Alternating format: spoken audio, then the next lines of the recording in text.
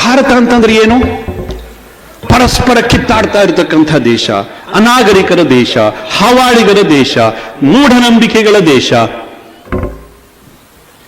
ಇದನ್ನೇ ನಮಗೆ ಕಲಿಸಿದ್ರು. ಇವತ್ತು ಕೂಡ ಸತಿ ಸಾಗಮನ ಆಗ್ತಾ ಇರತಕ್ಕಂಥ ದೇಶ, ಜೀವಂತವಾಗಿ ಸುಡ್ತಾ ಇದ್ರು.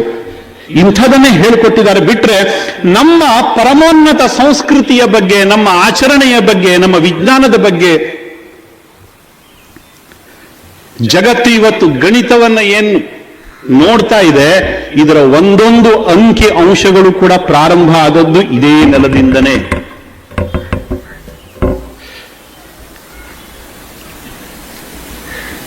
ನಾವು ವಾರದಲ್ಲಿ 7 ದಿವಸ ಅಂತ ಕರಿತೀವಿ. ಜಗತ್ತಿನಲ್ಲಿ ಎಲ್ಲಾ ಕಡೆ 7 ದಿವಸ ಯಾಕೆ? ಬುದ್ಧಿವಂತರಾದ್ರೆ 8 ದಿವಸ ಮಾಡಬೇಕಿತ್ತಲ್ಲ, ಅವರು 9 ದಿವಸ ಮಾಡಬೇಕಿತ್ತಲ್ಲ, ಮಾಡ್ಲಿಕ್ಕಾಗಲಿಲ್ಲ. ಇದನ್ನು ಅವ್ರು ಹೇಳ್ಕೊಟ್ಟಿದ್ದ ನಮಗೆ. ಜಗತ್ತಿನಲ್ಲಿ ವಾರದಲ್ಲಿ 7 ದಿವಸ ಅಂತ ಹೇಳ್ಕೊಟ್ಟಿದ್ದು ಜಗತ್ತಿನಲ್ಲಿ ಇಂಗ್ಲೆಂಡ್ನವ್ರು ಬಂದು ಹೇಳ್ಕೊಟ್ರ ನಮಗೆ. ಜಗತ್ತು ದುಂಡಗಿದೆ, ಗೋಲಾಕಾರದಲ್ಲಿದೆ ಅಂತ ಗೆಲಿಲಿಯೋ ಹೇಳಿದ್ದಕ್ಕೆ ಅವನಿಗೆ ವಿಷ ಕುಡಿಸಿ ಸಾಯಿಸ್ತಿರೋ ಸಮುದಾಯ ಇವತ್ತು ವಿಜ್ಞಾನದ ಬಗ್ಗೆ ಹೆಮ್ಮೆಯನ್ನು ಪಟ್ಕೊಳ್ಳುತ್ತೆ. ಆದರೆ ನಾವು ಕೀಳರಿ ಮೇಲಿರ್ತೀವಿ. ವಿಜ್ಞಾನ ತಂತ್ರಜ್ಞಾನ ಎಲ್ಲ ಬೆಳೆದಿರೋದು ಯುರೋಪದಲ್ಲಿ ಅಂತ. ಸ್ವಾಮಿ ಗೆಲಿಲಿಯೋ ಹುಟ್ಟೋಕ್ಕಿಂತ ಸಾವಿರ ವರ್ಷಗಳ ಹಿಂದೆ ನವಗ್ರಹಗಳ ಪೂಜೆ ಮಾಡ್ತಾ ಇರುವಂತವ್ರು ಯಾರು ಕಂಡ್ರಿ? ಇದೇ ಸಮುದಾಯದ ಜನ ತಾನೆ.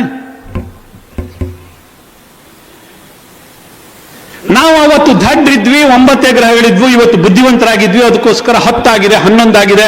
ಸಾಧ್ಯ ಆಗಲಿಲ್ಲ ಅಲ್ವಾ? ಪ್ರತಿನಿತ್ಯ ಸೂರ್ಯ ಉದಯ ಆಗಬೇಕಾದ್ರೆ ಯಾವ ಗ್ರಹದ ಮುಖಾಂತರ ಆಗ್ತಾನೋ ಅದು ಕೇವಲ 7 ಗ್ರಹಗಳ ಮುಖಾಂತರ ಮಾತ್ರ ಸೂರ್ಯನ ಪ್ರವೇಶ ಈ ಭೂಮಿಗೆ ಆಗತ್ತೆ. ಭಾನುವಾರದ ದಿವಸ, ಸೋಮವಾರದ ದಿವಸ, ಮಂಗಳವಾರದ ದಿವಸ ಆಯಾ ಗ್ರಹಗಳ ಪ್ರತಿಫಲನದ ಬೆಳಕು ಇಲ್ಲಿಗೆ ಭಾನುವಾರ ದಿವಸ ನೇರವಾಗಿ ಬೆಳಕು ಭೂಮಿಗೆ ಬರುತ್ತೆ. ಯಾವ ಗ್ರಹದ ಪ್ರತಿಫಲನ ಅಲ್ಲೇ ಅಲ್ಲ. ಸೋಮವಾರದ ದಿವಸ ಚಂದ್ರನ ಪ್ರತಿಫಲನ ಮೊದಲನೆಯ ಕಿರಣ ಈ ಭೂಮಿಗೆ ಬೀಳುತ್ತೆ. ಮಂಗಳ ಗ್ರಹದ ಪ್ರತಿಫಲನ ಅದು ಮಂಗಳವಾರದ ದಿವಸ ಬೀಳುತ್ತೆ. ಈ ಸೈಂಟಿಫಿಕ್ ಕ್ಯಾಲ್ಕುಲೇಷನ್ ಮೇಲೇನೆ ನಮ್ಮ ವಾರಗಳು ನಿಶ್ಚಯ ಆದವು ಕಂಡ್ರಿ. ಮಂಡೇ, ಟ್ಯೂಸ್ಡೇ, ವೆಡ್ನೆಸ್ಡೇ ಅಲ್ಲಿ 8-9 ದಿನಗಳಾಗಲಿಲ್ಲ, ಅಲ್ಲೂ ವಾರಗಳು 7. ಆಲ್ಜಿಬ್ರಾ ಅರೇಬಿಯನ್ರು ಕಳಿಸಿದ್ರು ಅಂತ ಹೇಳಿದ್ರು. ಮೊನ್ನೆ ತನಕನೂ ಕುಡಿಲಿಕ್ಕೆ ಭಾರತ ನೀರು ಕಳಿಸ್ಬೇಕಿತ್ತು. ಭಾರತದ ರೂಪಾಯಿ ಅಲ್ಲಿಯ ಕರೆನ್ಸಿ ಆಗಿತ್ತು. ಗಣಿತ ಅರೇಬಿಯನ್ರು ಕಳಿಸಿದ್ರು, ಗಣಿತ ಗ್ರೀಕರು ಕಳಿಸಿದ್ರು. ಎಂಥ ಹುಚ್ಚು ಸಂಗತಿಗಳನ್ನ ನಮ್ಮ ತಲೆಯಲ್ಲಿ ತುಂಬಿದ್ರು ಅಂತಂದ್ರೆ ನಮ್ಮದು ಏನಿಲ್ಲ. ನಾವು ಬಡಪಾಯಿಗಳು, ನಾವು ದಡ್ಡು, ನಾವು ಮೂಢನಂಬಿಕೆಗಳ ದೇಶ ಆಗಿತ್ತು, ನಾವು ಹಿಂದುಳಿದವರಾಗಿದ್ವಿ. ಇವತ್ತು ಕೂಡ ಎಷ್ಟೋ ಜನರಿಗೆ ಅದೇ ಸ್ವಭಾವನೆ ಇದೆ. ಹಿಂದುಳಿದವರು ಅಂತ ಹೇಳ್ಕೊಳ್ಳಿಕ್ಕೇನೆ ಭಾರಿ ಒಂದು ರೀತಿಯ ಹೆಮ್ಮೆ. ನಾವು ಜಗತ್ತಿನ ಮೆಟ್ಟಿ ನಿಂತಿರತಕ್ಕಂತಹ ಸಮುದಾಯ ಅಂತ ಆ ಒಂದು ಆತ್ಮವಿಶ್ವಾಸದ ಧ್ವನಿ ಇವತ್ತು ಕೂಡ ನಮಗೆ ಬರ್ತಾ ಇಲ್ಲ. ಕಾರಣ ಕಳೆದ 100 ವರ್ಷಗಳ ಗುಲಾಮಿ ಶಿಕ್ಷಣದ ಪರಿಣಾಮ.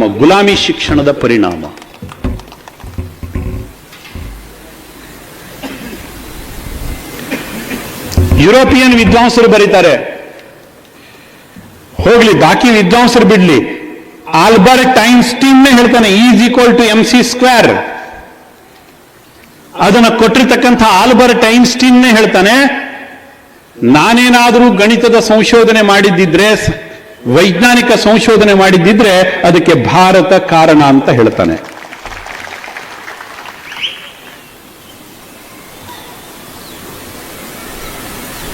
ಆದರೆ ಮೈಮರವು ಬೇರೆಯವರದನ್ನೇ ಶ್ರೇಷ್ಠ ಅಂತಕ್ಕಂಥ ಹುಚ್ಚು ವ್ಯಾಮೋಹ ಇದರ ಪರಿಣಾಮವಾಗಿ ನಾವು ಸಾಯ್ತಾ ಇದ್ವಿ.